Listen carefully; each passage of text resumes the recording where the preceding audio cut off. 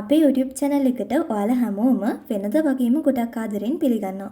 ඉතින් ඔන්න අද මං ඔයාලට විචාර ලියලා දෙන ප්‍රශ්න ගොඩකට ලස්සන උත්තර ටිකක් අරගෙන තමයි මේ වීඩියෝ එක අරගෙන අවිල්ලා තියෙන්නේ. එහෙනම් වැඩි කතාවක් නැතුවම අපි යමු වීඩියෝ එකට. මේ තියෙන්නේ මම 10 වසරේ මුල හරිය වගේ ලියපු විචාරයක්. ඉතින් බලන්නකෝ මේ විචාරේ මම පාවිච්චි කරලා තියෙන අකුරු ඒ වගේම මම යොදාගෙන තියෙන උදාහරණ මේ බලන්නකෝ මේ උදාහරණ ගොඩක් දිගයි.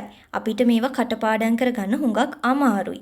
ඒ හින්දා ඔයා බලන්න මේක දිහා ටික වෙලාවක් මේ බලන්නකෝ. ඒ වගේම අකුරු ගැන හිතුවහම සාමාන්‍ය විචාරයක මේ වගේ අකුරු දකින්න බෑ ඇත්තට. මොකද අපිට විචාර තුනක් ලියන්න සීමිත කාලයක් තියෙන. ඒ කාලය තුලද අපි ඉක්මනින්ම ලියන්න ඕනේ. එතකොට මේ වගේ රවුම් කර කර අකුරු ලියන්න බෑ. ඉතින් මේ තියෙන්නේ මං සාමාන්‍යයෙන් ටිකක් වෙලා අරගෙන ලියන අකුරු. ඕගොල්ලෝ මීට වැඩිය ලස්සනට ලියනවා මම දන්නවා. ඒ කොහොම වුණත් මේ වගේ සාමාන්‍ය විදිහට ලස්සන කර කර අකුරු ලියන්න අපිට හුඟක් අමාරුයි මේ විචාර කියන ප්‍රශ්න ඇතුළතදී. එහෙනම් අපි බලමු දැන් ඊළඟට මම 11 වසරේ අන්තිමට වගේ ඉද්දි ලියලා තියෙන විචාර මොන වගේද කියලා. මේ බලන්නකෝ ඔයාට පේනවා ඇති මේ විචාරෙදී මම අකුරු ටිකක් උඩ පල්ලෙහා ගිහින් තියෙනවා. ඒ වගේම කාකපාද එහෙම දාලා අමතක වෙනවා ටටක් ගහලා ලියලා වගේ තියෙනවා. කපලා තියෙනවා. අපි එහා පිටුවට යමු. මේ බලන්නකෝ ඉතින් මේකේ අකුරු ටිකක් එහෙම විසික් වෙලා වගේ තමයි තියෙන්නේ. ඔයාට ඒ වෙනස බලා ගන්න පුළුවන් හොඳට නේද? අර කලින් එකත් එක්ක අපි සංසන්දනය කරාම. ඉතින් මොකද්ද මම මෙතනින් ඔයාට කියන්න හැදුවේ? අපි විචාරයක් ලියද්දී සාමාන්‍ය විදිහට අපිට රවුම් කර කර අකුරු ලියන්න බෑ.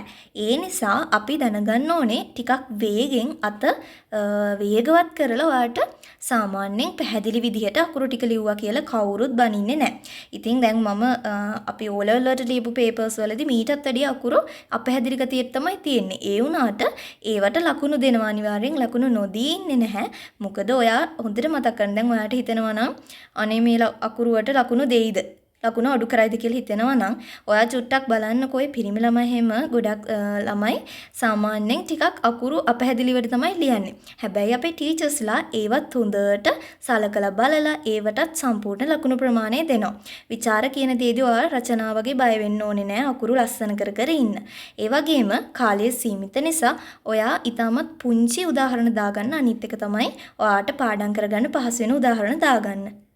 ඉතින් මේ තියෙන්නේ මම දෙවන වාර 11 වසරේ දෙවෙනි වාර විභාගෙට ලියපු විචාරය. ඉතින් ඔයා බලනකො හුඟක්ම චූටි උදාහරණ. ඒ වුණාට ඒවට හොඳටම හරි දෙනවා. ඒගොල්ලන්ට උණු උදාහරණයක් විතරමයි. එහෙම නැතුව ඒක දිගද කොටද කියලා ඒගොල්ලෝ බලන්නේ නැහැ.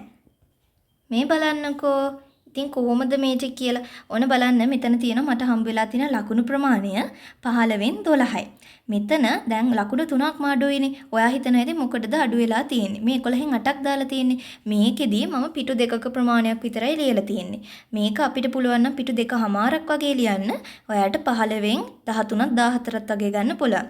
අනික අපේ හිටපු සිංහල මැඩම් සාමාන්‍යයෙන් වැඩි ලකුණු දෙන්නේ නැහැ. ගොඩක් ඉස්කෝලවල එහෙම තමයි. ඉතින් ඒගොල්ලෝ එහෙම කරන්නේ අපිව පුරුදු කරනවා හැමතිස්සෙම හරිම දේ කරන්න. එතකොට අපි O level වලට ගියාම හරියට මේ දේ කරාම O level වල කොහොමත් ඔයාලට හොඳට ලකුණු දෙනවා. අනිත් එක 15න් 12 ඒවත් ඔයා ගත්තා කියන්නේ ඔයාට අනිවාර්යයෙන්ම ඒකක් එනවා. ඒක ගැන බය වෙන්න දෙයක් නැහැ. ඉතින් බලන්නකෝ මේ වගේ පුංචි උදාහරණ ටිකක් අකුරු ටිකක් කැත කරලා ඒ වගේම පොඩි පිටු දෙකක් ලියලත් 15න් 12ක් ගන්න පුළුවන් නම් ඉතින් කවර කතාවද? ඔයා තවත් මේක ටිකක් වැඩි දියුණු කළොත් එහෙම. එහෙනම් හිතලා බලන්න. අපි එහෙනම් දැන් එමු මේ සිංහල සාහිත්‍ය පොතට. මේ පොතේ ඔයා දන්නවා මේ හිස්තනක් වගේ තියලා තියෙන මෙතන අන්න එතනින් තමයි ඔයාගේ 10 සහ 11 වසර කියන දෙක කැඩෙන්නේ. ලෙන අතහැර යාම තමයි අන්තිම පාඩම 10 වසරට තියෙන. ඉතින් ඒක ටිකක් මතක තියාගෙන ඉන්න. ඔයා 10 අන්තිම වෙද්දි ලෙන අතහැර යාමට එනකන් හොඳට උත්ෘත ටික පාඩම් කරගෙන ඉන්න ඕනේ. මං කිව්වනේ මේ කහපාට පිටු ටික පාඩම් කරන්න කොහොමද කියලා මං ඔයාලට කියලා දෙනවා කියලා. ඔයා මුලින්ම මෙතන කියවලා බලලා වැදගත්ම කාරණා ටික එක්ක ඉරි ගහ ගන්න. එහෙම නැත්නම් හයිලයිට් කරගන්න. ඊට පස්සේ ඒ කාරණා ටික මේ මාතෘකාවේ මේ බලන්නකො මම ලියලා තියෙන ති හරිම කටුවට මේ මාතෘකාවේ ඔයාට වැදගත්ම ටික වටේට ලියා ගන්න පුළුවන්. මං ටිකක් වටේට රවුම් කරගත්ත පැහැදිලි වෙන්න. මේ බලන්නකො මේ සතර කන් මන්ත්‍රණයේ තියෙන්නේ 550 ජාතක පොතේ. ඒ කියන උම්මග්ග ජාතකේ. දීර්ඝතම කතාව. මහෞෂධ පඬිතුමාගේ බුද්ධි මහිමය ප්‍රකාශ කරනවා එකේ. අරමුණ. ඒ වගේම කතා 547ක් තියෙනවා 550 ජාතක පොතේ. ඔය වගේ වැදගත් කරුණු ඔක්කොම මෙතන තියෙනවා. ඔයා විශ්වාස කරන්න මට සාහිත්‍ය ඒ කියන්නේ පේපර් එකේ අර 3 වෙනි පේපර් එකේ කෙටි ප්‍රශ්න වලට මට තමයි හැමදාම වැඩිපුරම ලකුණු තිබුණේ. ඒකේ රහස තමයි මේ සතරකන් මන්ත්‍රණය මෙතන මම මේ කරගෙන තියෙන වැඩක් ඒ වගේ කරගත්තු එක. එතකොට ඔයාලට විභාග දවසට හරි ලේසි මේ මුළු කහපාට කොටසම පාඩම් කරන්න කියලා එකක් නැහැ. මම ඔයාලට පෙන්නන්නම්කෝ අනිත් ටිකත් මේ බලන්නකෝ. ඔයාට පුළුවන් නම් මේ මම මේ ටිකක් පෙන්නගෙන ඉන්න ටික ස්ක්‍රීන්ෂොට් එකක් ගහගන්න. ඔයත් මේ ටික ලියාගත්ත කියන්නේ ඔයාටත් අනිවාර්ය ලකුණු ටික ඒ විදිහටම එනවා.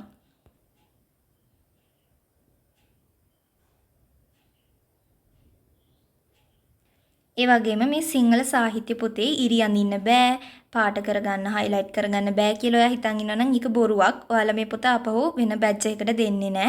ඒ නිසා ඔයාලට කැමති දෙයක් කරගන්න ඒකේ ප්‍රශ්නයක් නෑ. මොකද අපිට විභාග ලඟ වෙද්දී අනිවාර්යයෙන්ම හරිම අමාරුයි කිසිම දෙයක් කරගන්න ති හිස් පොතක් බලන එක. ගොඩක් දෙනා අතාරින පාඩමක් නෙමේ ලෙන අතහැර යාම කියන්නේ. මම මේක ගැන ලස්සන වීඩියෝ එකක් අරන් එන්නම් ඊළඟ වීඩියෝ එකෙන්. ඉතින් බලන්නකෝ මේ සම්පූර්ණ ලොකු කහපිටු දෙකෙම ඔයාට ඕන කරන්නේ මෙන්න මෙච්චරක ප්‍රමාණයක් විතරයි. මේ ටික දැනගත්තා කියන්නේ ඔයාට සම්පූර්ණ ලකුණු ප්‍රමාණය ස්කෝර් කරගන්න පුළුවන්.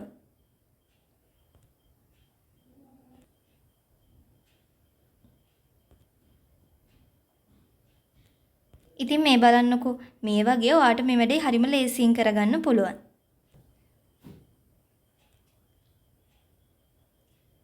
පැහැදිලි අඩු වුණොත් ඔයා පොඩ්ඩක් මේක අපහු කියවලා බලලා පොඩ්ඩක් වැඩේ කරගන්න.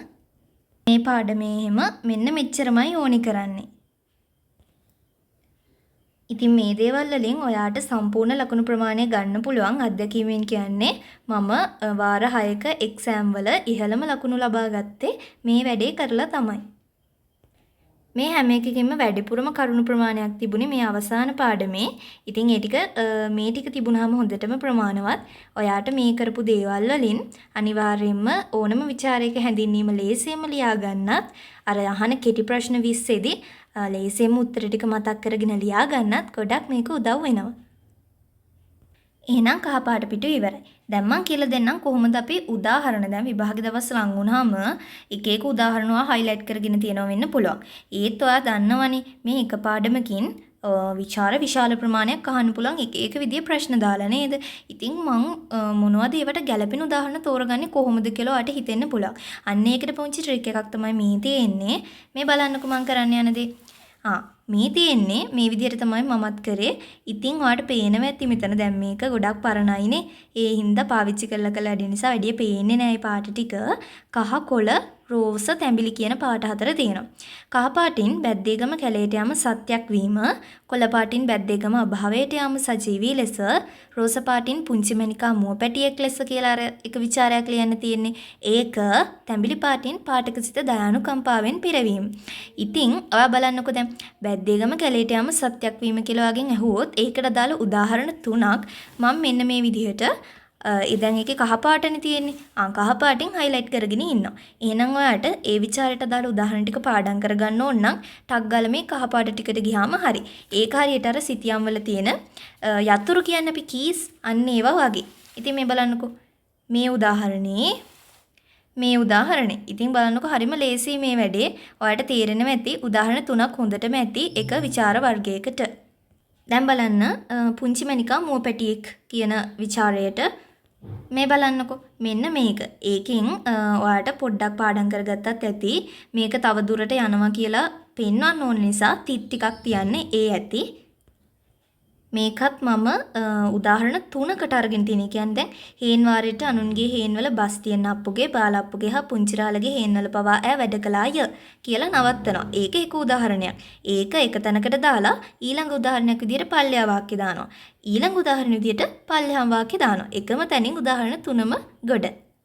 ඒ වගේම සමහර දේවල් තියෙනවා. ඔයා ගොඩක් වෙලාවට කපටි වෙන්න ඕනේ. එකම උදාහරණේ විචාර ප්‍රශ්න කීපයකට දාන්න පුළුවන්. ඔයා දන්නේ නැහැ ඔයාට විභාගෙ දෙන්නේ මොන වගේ ප්‍රශ්නයක්ද කියලා.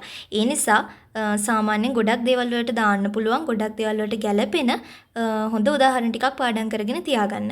ඔයාට තේරෙන්නේ නැත්නම් මොනවද මේකට අදාළ උදාහරණ කොහොමද මං හොයාගන්නේ මොනවද ගැලපෙන්නේ කියලා තේරෙන්නෙම නැත්නම් ඔයා පල්ලෙහෙන් කමෙන්ට් එකක් දාන්න.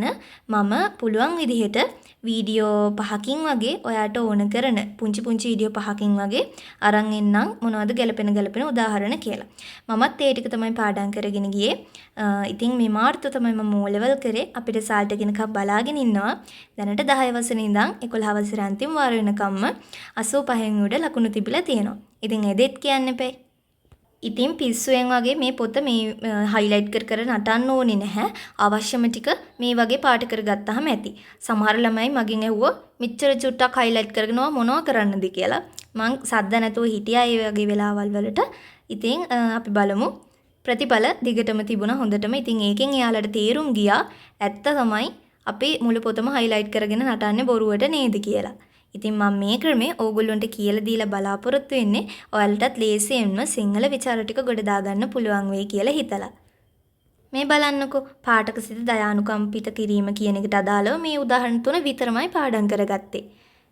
මුළු පිටු දෙකේම මෙච්චරයි. ලේසි නේද? බය වෙන්න එපා විචාරවලට. මේ බලන්නකෝ ඔයාලට ඉස්සරහට හම් වෙන ලස්සන පාඩමක් කෑරගලය. ඉතින් මේකෙත් මම එක එක පාටින් බලන්නකෝ මේ පාට කරගෙන තියනවාට පේනවද? මේ උඩ තියෙන ඒ වගේ කී පොයින්ට්ස් ටික තමයි. මං හිතනවා ඔයගොල්ලෝට යන්නේ නැති තවමත් මං කියපු දේ තේරුනේ නැති අය ඉන්නවා නම් ඔයාලමට කමෙන්ට් එකක් දාන්න. මම තවත් වීඩියෝ එකකින් එහෙම වුණොත් ඔයාලට පැහැදිලි කරලා දෙන්නම්. නැත්නම් ඔයාලට රිප්ලයි කමෙන්ට් එකකින් පැහැදිලි කරලා දෙන්නම්. ඒ වගේම මේ ලෙනාත් ඇහැර යාම කියලා කියන්නේ සාමාන්‍යයෙන් 10 වසරේ මේක ඉන්නේ අන්තිම වාරේනේ. ඒ කියන්නේ 11 වසරටම මේ පාඩම අදාළයි. 11 වසරේ වාර තුනේම ටර්ම් ටෙස්ට් වලට ලෙනාත් ඇහැර යාම කියන පාඩමෙන් ප්‍රශ්නයක් දානවා. මොකද ඒගොල්ලෝ දන්නවා මේ පාඩමෙන් කිසිම ළමෙක් ප්‍රශ්නයකට උත්තරයක් අත ගහන්නේවත් නැහැ කියලා. අන්න ඒ නිසා මේකේ ඒගොල්ලෝ දාන ප්‍රශ්න හුඟක් වෙලාවට හරිම ලේසි. ඒකට අදාළ වෙන උදාහරණ ගොඩක් වෙලාවට එකම උදාහරණ ටික තමයි දාන්න තියෙන්නේ. ඒක මම පාවිච්චි කරපු පොඩි කපටි වැඩක්. මොකද එකම උදාහරණ ටික මම පාඩම් කරගෙන හිටියා. ඒ ටික ජීවිතේට අමතක වෙන්නේ අදටත් මතකයි. හරිම ලස්සනයි. පොඩි තාලයකට කියන්න විතරයි තියෙන්නේ. ඔයාට එතකොට විභාගෙට ගිහිල්ලා ආයේ මේ පාඩම බලන්නේවත් නැතුව ඒ උදාහරණ ටික දාලා ලස්සනට ලියන්න පුළුවන්. ඊට කලින් මම රික්වෙස්ට් කරනවා ඔයාට පුළුවන් නම් සිංහබාහු ෆිල්ම් එක මේ වේදිකා නාට්‍ය බලන්න. ෆිල්ම් එක බලන්න එපා. මොකද ෆිල්ම් එක ගැලපෙන්නේ නැහැ. මේකේ තියෙන වේදිකා නාට්‍ය. ඒ නිසා වේදිකා නාට්‍ය වලට පුළුවන් චුට්ටක් බලන්න. එතකොට අදහස ගන්න පුළුවන්. අර සිංහයා හැම ටිකක් අඬන ඒවා හැම අපේ හිතට හොඳට වදිනවා. එතකොට මේ විචාරේ ලස්සනට ලියන්න පුළුවන්. මම ඒ ගැන වෙනම වීඩියෝ එකකින් ගේනවා. මොකද මේක ගොඩක්ම ලේසි පාඩමක් නිසා.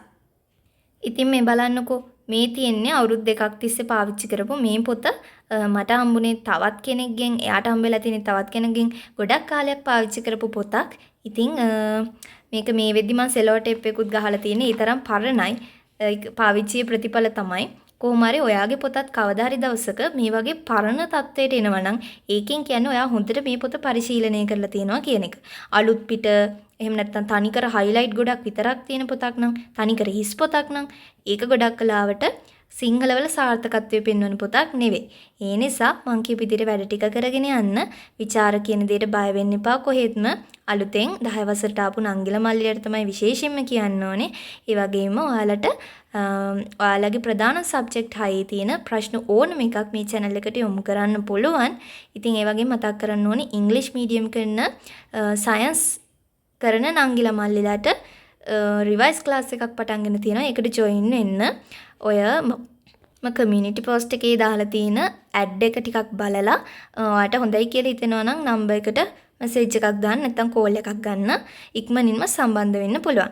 එහෙනම් ගිහින් එන්නම්. මං හිතනවා අද වීඩියෝ එක ඔයාලට ගොඩාක් වැදගත් වුණා කියලා. ඔයාලගේ වටිනා අදහස් එකතු කරගෙන යන්න.